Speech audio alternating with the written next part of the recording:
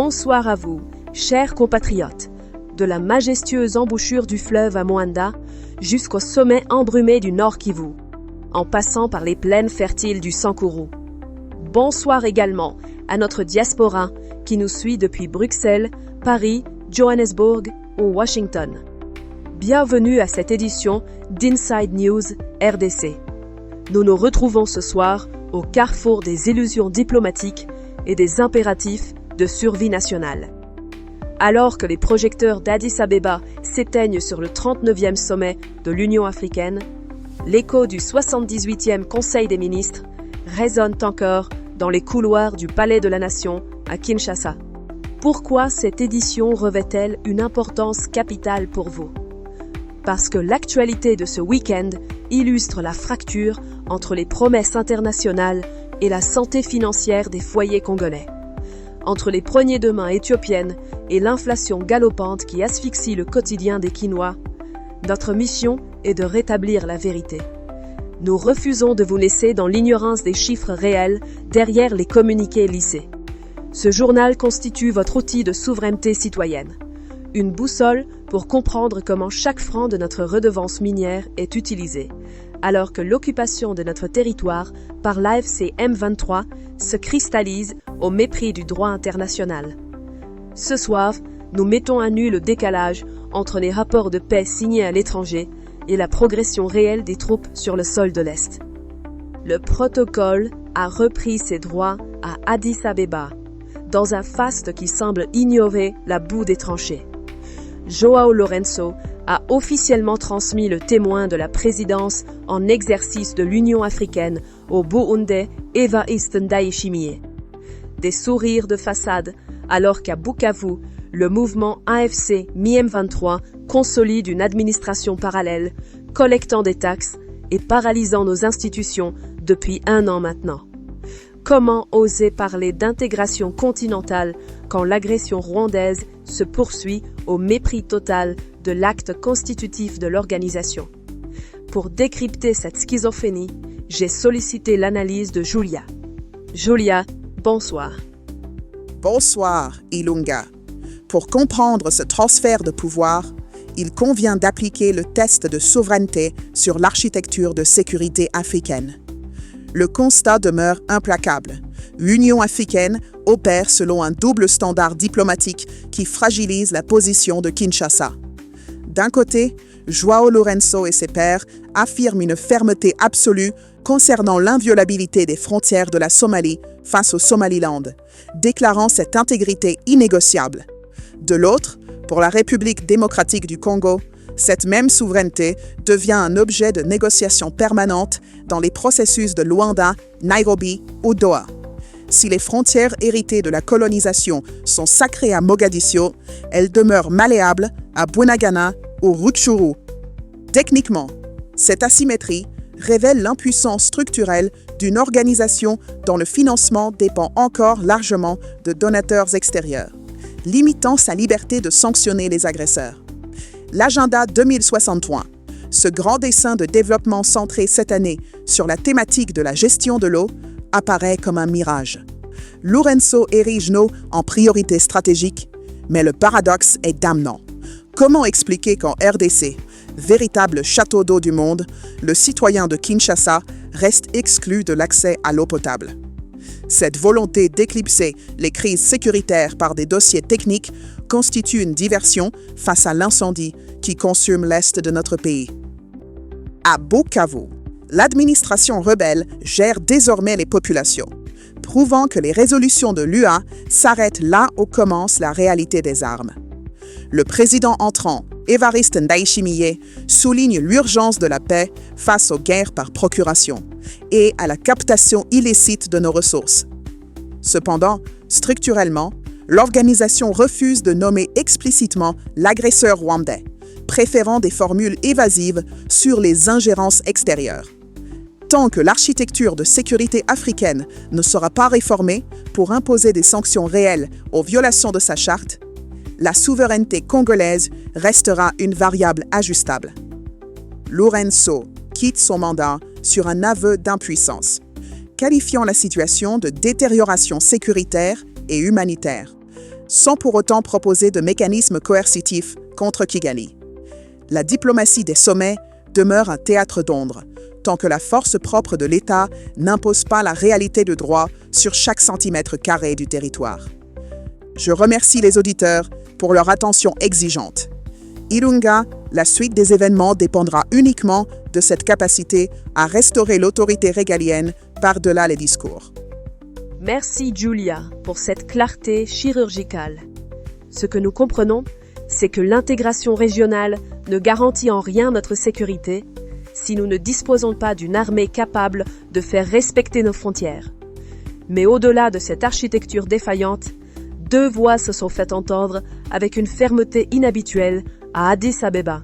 Matamela Cyril Ramaphosa, président sud-africain et actuel président par intérim de la SADC depuis le retrait de Madagascar, a rompu un silence qui durait depuis trop longtemps. Dans son intervention devant l'Assemblée des chefs d'État, il a condamné sans ambiguïté la poursuite des conquêtes territoriales menées par l'AFC M23. Ces mots ne laissent place à aucune interprétation diplomatique tiède. Nous réaffirmons que l'unité, la souveraineté et l'intégrité territoriale de la RDC doivent être préservées et respectées. Nous condamnons la poursuite des annexions territoriales par le M23 AFC dans les provinces du Kivu et de l'Ituri. Ces actions illégales doivent être fermement stoppées. L'Afrique du Sud a assumé le rôle de mécanisme régional de supervision pour la RDC.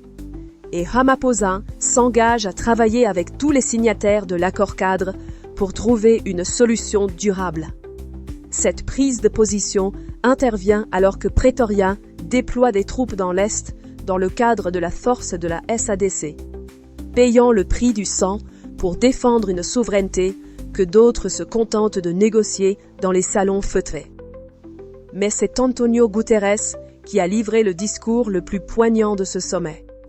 À moins d'un an de la fin de son mandat, le secrétaire général de l'ONU a choisi Addis Abeba pour un réquisitoire sans précédent contre l'injustice structurelle faite à l'Afrique. Sa déclaration résonne comme un aveu d'impuissance institutionnelle. L'absence de siège permanent pour l'Afrique au Conseil de sécurité est indéfendable. Nous sommes en 2026, pas en 1946. Cette phrase, prononcée avec une émotion palpable, expose le cœur du problème. Comment espérer que l'ONU défende la RDC quand l'architecture même de cette institution perpétue une hiérarchie coloniale? Guterres a rappelé le paradoxe d'un continent qui concentre 60% du potentiel solaire mondial, mais ne reçoit que 2% des investissements dans les énergies propres.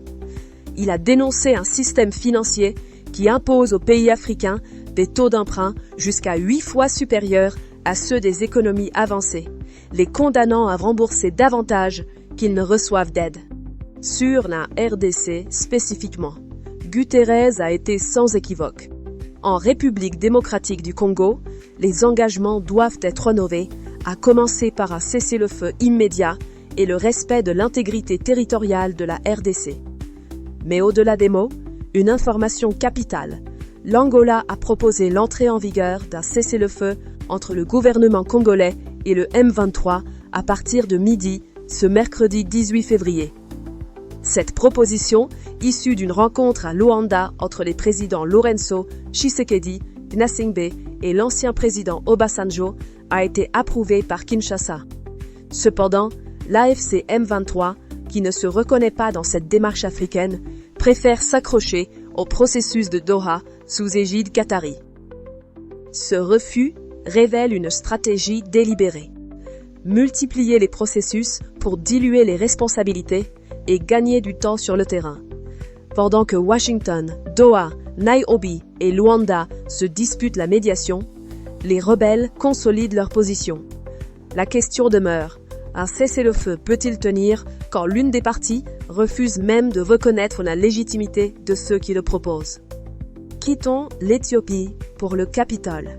Christopher Smith, figure de proue du Congrès américain, vient de secouer l'apathie des chancelleries. Il dénonce une agression rwandaise documentée et une exploitation minière pilotée par le Parti communiste chinois qui réduit nos compatriotes à une forme moderne d'esclavage. Appliquons le test de souveraineté et le test de l'arnaque à ce dossier. On nous fait miroiter des sanctions globales Magnitsky via le duo Smith-Rubio pour geler les avoirs des prédateurs. Mais est-ce une réelle volonté de stopper le pillage ou une simple monnaie d'échange diplomatique pour sécuriser l'approvisionnement des batteries occidentales? Christopher Smith souligne que la richesse quitte notre pays pour ne laisser aux Congolais que le bupkis, c'est-à-dire rien. L'hypocrisie internationale atteint son paroxysme quand Smith rappelle le scandale abject des casques bleus à Goma, où des enfants de 12 et 13 ans ont été violés par ceux censés les protéger, sous la supervision de l'ambassadeur Swing. Cette impunité institutionnalisée montre que même sous bannière onusienne, la prédation se poursuit. Les sanctions contre Kigali sont annoncées avec fracas, mais sur le papier seulement. Le sang du cobalt coule toujours pour alimenter des smartphones à l'autre bout du monde, pendant que les foyers de l'Ituri croupissent dans l'obscurité. Washington parle de transparence, mais l'exploitation de 40 000 enfants dans nos mines par des entreprises opaques exige des actes coercitifs immédiats et non des promesses de commission d'enquête. Revenons à Kinshasa. Lors du 78e Conseil des ministres, Félix Tshisekedi a haussé le ton concernant le financement du Conseil congolais de la batterie, CCB. Rappelons les faits avec précision. Le décret de création du CCB date de décembre 2022. L'article 23 de ce texte est pourtant limpide. 10% de la redevance minière revenant au gouvernement central doit être affectée directement au fonctionnement et aux investissements du CCB. Nous sommes en février 2026. Pourquoi a-t-il fallu attendre plus de 3 ans pour que le sommet de l'État s'émeuve de la non-application de sa propre loi? L'inertie administrative est ici une forme de sabotage économique. Ce blocage financier illustre le décalage entre l'ambition de produire des batteries made in DRC et la réalité des ministères sectoriels. Pour pallier cette inefficacité, le chef de l'État a ordonné la création d'une nouvelle task force placée sous l'autorité directe de la première ministre Judith Suminwa pour piloter le partenariat stratégique avec les États-Unis. Dans nos quartiers, la réalité ne souffre d'aucune ambiguïté.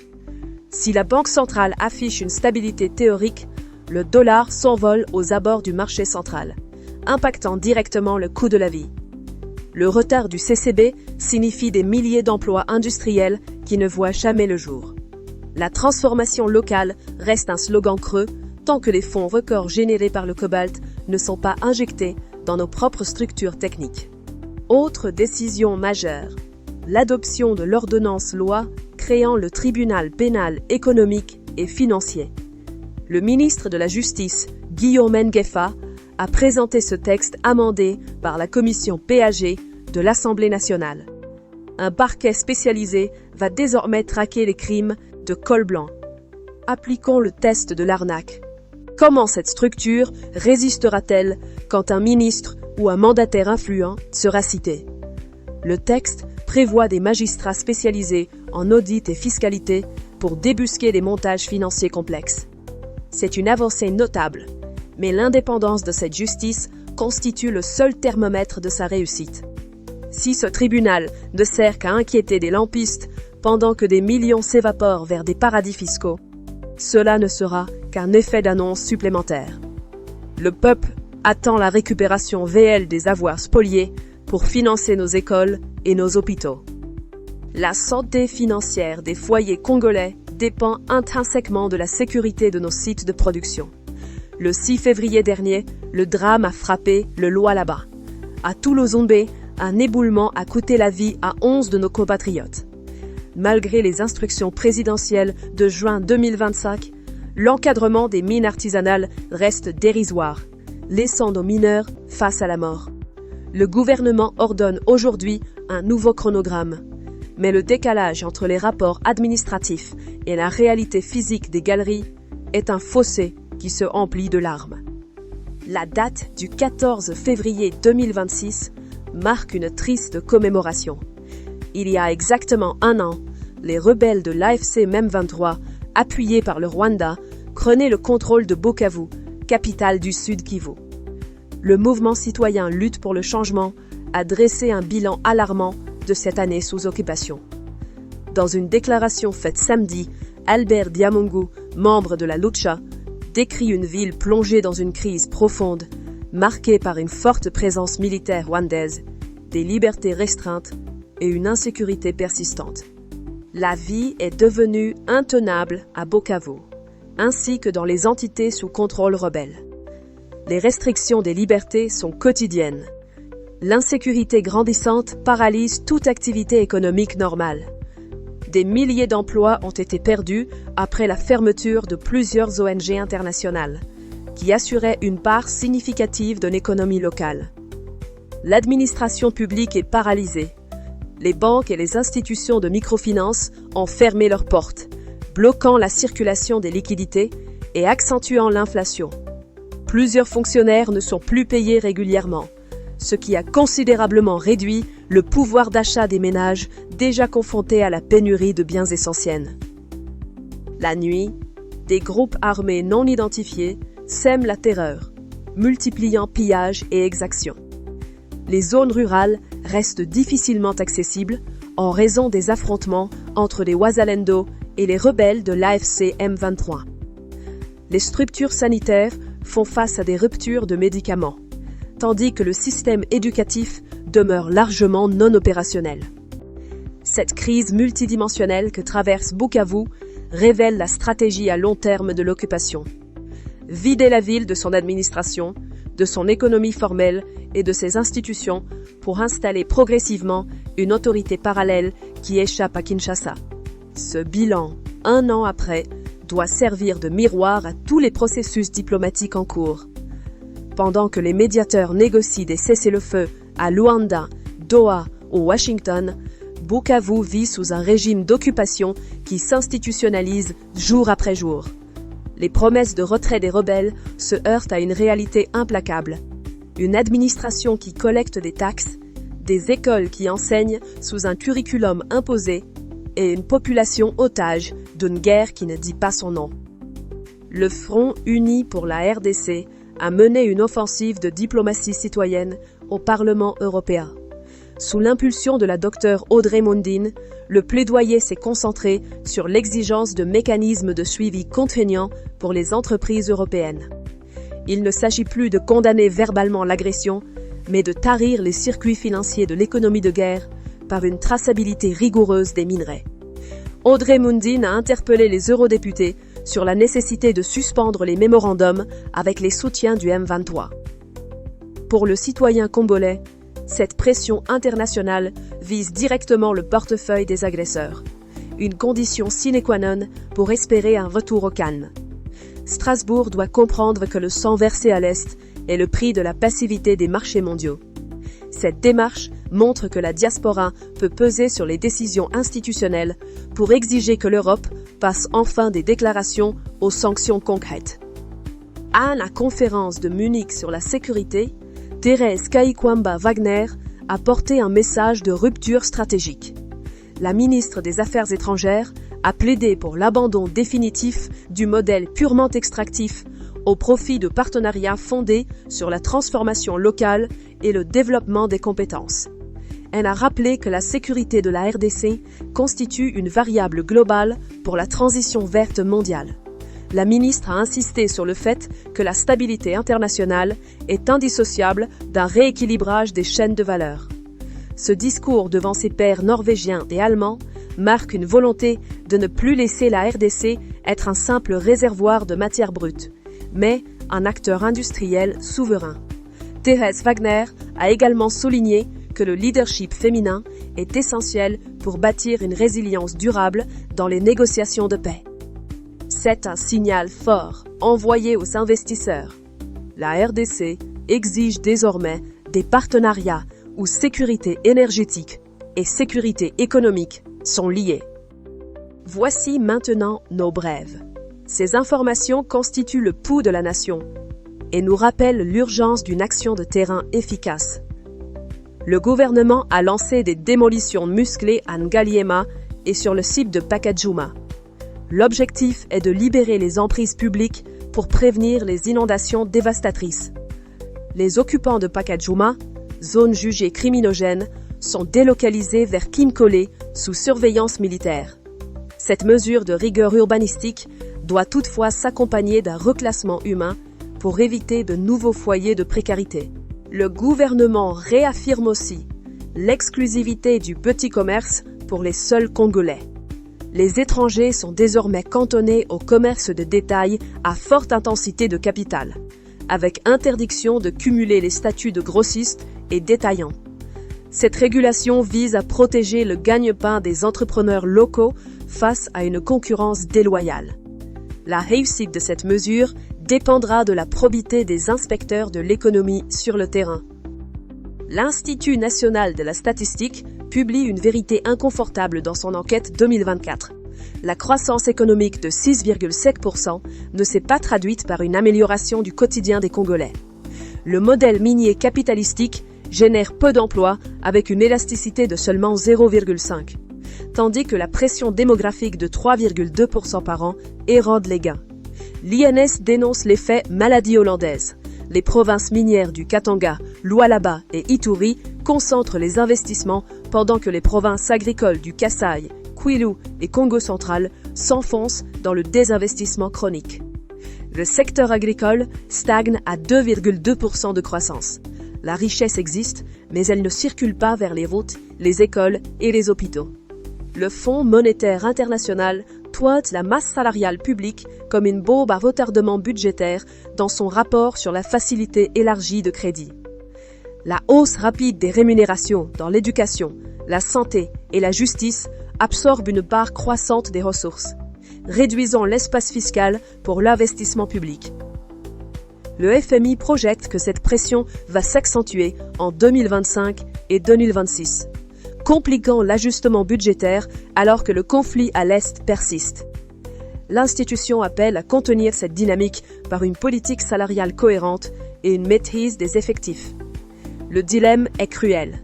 Comment augmenter les salaires des enseignants qui vivent dans la précarité tout en préservant les capacités d'investissement de l'État pour financer la guerre et les services essentiels? À Kinshasa, la campagne sur l'impôt foncier et l'impôt sur le revenu locatif est lancé. Le député Jared Fanzou alerte sur les risques d'abus. Certains bailleurs pourraient augmenter illégalement les loyers pour compenser cette taxe. Cette pratique, strictement interdite par la loi sur les baux non professionnels, exige une surveillance accrue des services de l'habitat pour protéger le pouvoir d'achat des locataires. 2 nouveaux comités de sûreté, CNFTA et CNSAC, ont été créés pour l'aviation civile. Cette réorganisation administrative vise à aligner nos aéroports sur les normes internationales. L'enjeu est de sortir enfin la RDC de la liste noire aérienne pour permettre à nos compagnies de circuler librement et de réduire les coûts des transports régionaux. Avant de refermer cette édition, portons un regard synthétique sur les enjeux qui dessinent notre avenir. Ce soir, nous avons mis à nu les contradictions qui paralysent notre nation. D'un côté, le transfert de présidence à l'Union africaine révèle notre isolement diplomatique, malgré les voix courageuses de Guterres et Ramaphosa, qui dénoncent l'indéfendable absence de l'Afrique au Conseil de sécurité et condamnent les annexions territoriales à l'Est. De l'autre, la proposition angolaise d'un cessez-le-feu pour ce mercredi 18 février se heurte au refus de l'AFC M23 de reconnaître toute médiation africaine. Pendant ce temps, Bukavu vit sa première année sous occupation. Les libertés écrasées et l'économie asphyxiée. À Washington, le Congrès menace Kigali de sanctions Magnitsky pour le cobalt du sang. Mais ces promesses tardent à se concrétiser pendant que nos compatriotes continuent de mourir dans les mines. À Kinshasa, le président exige enfin le financement du Conseil congolais de la batterie, après 4 ans d'inertie administrative, tandis que le tribunal pénal économique promet de traquer les cols blancs. Mais l'Institut national de la statistique nous rappelle la vérité brutale. Notre croissance de 6,7% enrichit quelques provinces minières, pendant que les régions agricoles s'enfoncent dans la pauvreté. Le FMI, lui, alerte sur la masse salariale qui dévore notre budget. La souveraineté ne se négocie pas dans les sommets feutrés. Elle se construit par une gestion rigoureuse de chaque franc et une justice implacable contre ceux qui pillent nos ressources, de l'intérieur comme de l'extérieur. Pour notre pensée du jour, méditons sur cette parole de Thomas Sankara. L'esclave qui n'est pas capable d'assumer sa révolte ne mérite pas que l'on s'apitoie sur son sort. Ces mots résonnent avec une acuité particulière ce soir. Nos dirigeants ont beaucoup parlé ce week-end à Addis Abeba. Le peuple attend désormais de voir leurs actions se matérialiser dans l'amélioration concrète de la santé financière des foyers et dans la reconquête de chaque centimètre carré de notre territoire. Je vous invite à approfondir ces enjeux stratégiques en visionnant notre dossier d'analyse « Accord de Washington, paix historique aux transactions géopolitiques » et l'agression rwandaise entre mensonges diplomatiques et pillage organisé sur notre canal YouTube Inside News RDC. Ces documents apportent un éclairage indispensable sur les défis diplomatiques et économiques que nous avons analysés ce soir. Que Dieu bénisse la République démocratique du Congo et protège nos vaillants soldats au front. Ici Ilunga pour Inside News RDC. Dès ce lundi, la jumelle Soraya sera votre hôte durant toute la semaine, afin de continuer à vous informer sur les enjeux de notre nation. Bonne soirée et bonne continuation.